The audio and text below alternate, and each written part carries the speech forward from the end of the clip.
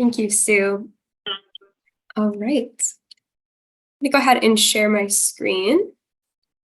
And on screen here, you should be seeing an Excel template. And this is going to be the test case we're using for today's demonstration. So like Sue mentioned, each jurisdiction will receive a customized quarterly reporting template, and this will come with a variety of pre-populated data for you.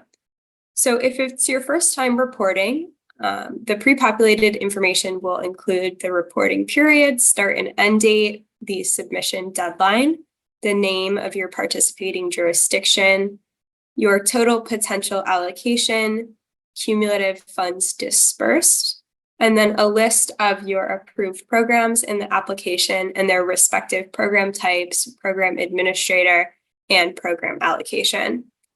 You will also have a pre-populated administrative cost threshold, which represents the total dollar amount that you're able to expend for administrative costs in your current tranche. So that's what will become pre-populated for you in your first period for quarterly reporting.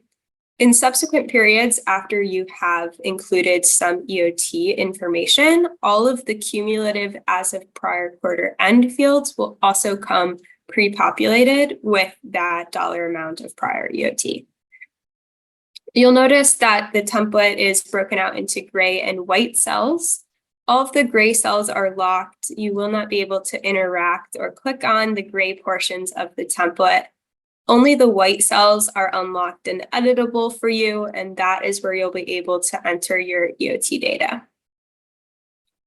Another helpful tip is we have included tooltips on many of the data elements in the quarterly reporting template. So you can hover over the given data element here to get some additional information on what is being collected or how this is defined. The majority of these tooltips do come from the reporting guidance, so you can reference that for additional information. The quarterly reporting template is broken up into a few major sections here. So up at the top, just some generic information about the reporting period and the participating jurisdiction. In this section, you have all of the approved program information, and the EOT will be reported at the program level. So here's where you'll report the program allocated funds EOT. And then if we scroll to the right here a little bit, also on this line is where you can report the recycled funding information eventually. Scrolling down, we'll move into the administrative cost section. So this is where you can report direct and indirect administrative costs. Past that will be the other additional information, including program income, cap charge-offs, and then the additional information, which is where you can leave comments, general comments, or comments regarding the adjustments made. And then finally, at the bottom of the template, you'll have the contracted entity section. If you do have any reported contracted entities as part of your initial application with the SSBCI program, those will be listed here, and you can enter or edit the budgeted amount. All right, so I'm going to go through a couple examples of entering EOT data into the template here. So again, in this example, this would be a subsequent reporting period. This would not be my first time reporting, given that I have cumulative as of prior quarter end data. So let's say this is my second or third quarter coming in to report, and I'd like to enter some EOT data. So for each of my programs here, you can see I've already EOT'd nearly $21 million, and I'm going to go ahead and enter some more. So firstly, in my loan guarantee program, let's say I have 5 million EOT. I can go ahead and enter that, and I shouldn't see any issues. You'll see that that starts to sum towards my total for the current quarter, and it will also add in to my cumulative as of current quarter numbers and the total there as well. Let's go ahead and move on to our venture fund program and say we have some additional EOT here as well. Like Sue mentioned earlier, please include the 171 fees in this program allocated fund section for venture programs. This example, let's say we want to put $4 million here. I am going to get an error. So this is one of the errors that you may see pop up if you are entering data into the template that is, not compliant with the program rules. So it'll give you a variety of reasons of why your data might be incorrect. So in this case, input is numeric. Yes, that's correct. Current quarter must be positive. We entered positive 4 million. The third reason here is current quarter amount plus adjustment and cumulative as of prior quarter end exceeds our program allocation. You can see that's not the case here. We have $50 million allocated to this program and only 18 million EOT. So our last item here, number 4, reported EOT exceeds funds dispersed. That is the cause of our error, right? So our 26 million plus an additional 4 million is going to bring us over our 30 million EOT, is going to bring us over the 30 million that we have dispersed to us. So that is why it's throwing out an error here. Obviously, you cannot EOT more funds than you've been given so far. So I can just go ahead and hit cancel, and we'll try, a lower EOT amount. So let's go ahead and put 2.5 million. You'll notice that it let me put this number in, but now there are some red highlighted cells in the quarterly reporting template. So just due to some limits with Excel, we can't cause that pop-up error in every single scenario. So there'll be a combination of the pop-up restrictions as well as the red highlighting to indicate to you that there may be an issue with how you've entered the data into the template.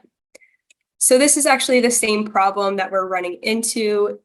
Even though our 29 million here for our program funds is less than the 30 million dispersed, when you add together the program funds EOT and the admin that we've EOT'd, that's going over that $30 million threshold. So it really is truly the same error as before, just behaving a little bit differently in the template. If you see any red highlighted cells in your quarterly report, please do not submit that. If you're not sure what's causing the error, just reach out through your outreach manager, the compliance team. We'd be happy to discuss that before the submission of the quarterly.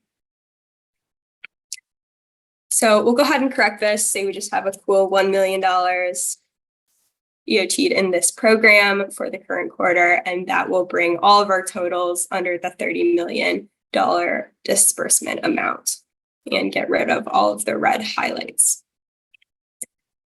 All right, so that is an example of entering program allocated funds EOT. Once again, you would enter the recycled funding information in this section if it's applicable.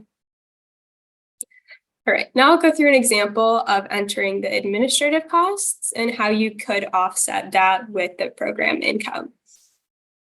So again, you can see here per our prior reporting, we have already EOT'd $1.4 million in direct administrative costs.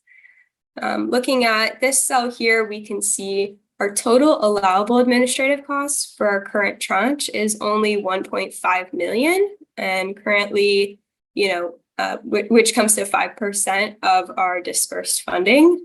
Currently, we're at 4.67% EOT, so coming up to that threshold rather quickly. Let's say I need to expend some more administrative costs, maybe like up to $300,000 worth of admin.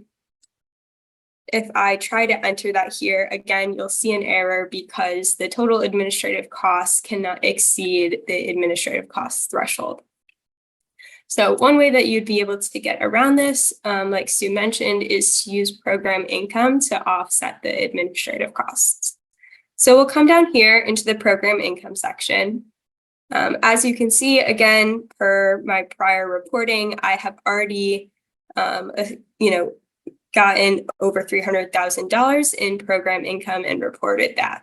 If I do have additional program income from the current quarter, you could enter that here.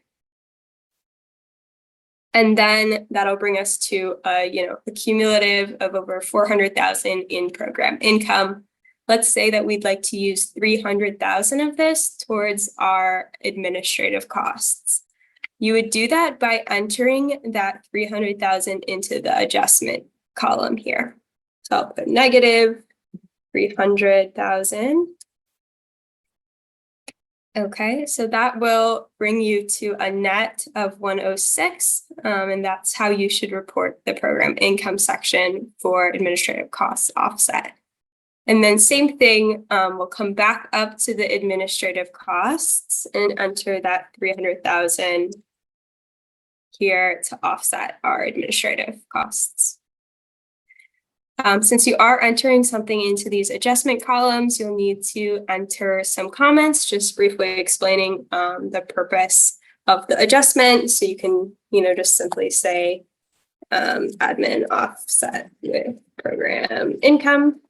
If you did have any other adjustments in your program, EOT information or recycled funding or something like that, you just, continue to add comments describing the purpose of those adjustments.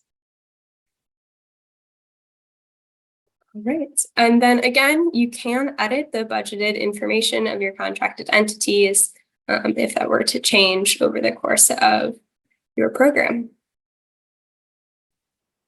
Okay, so that will conclude the demonstration of the quarterly reporting template here.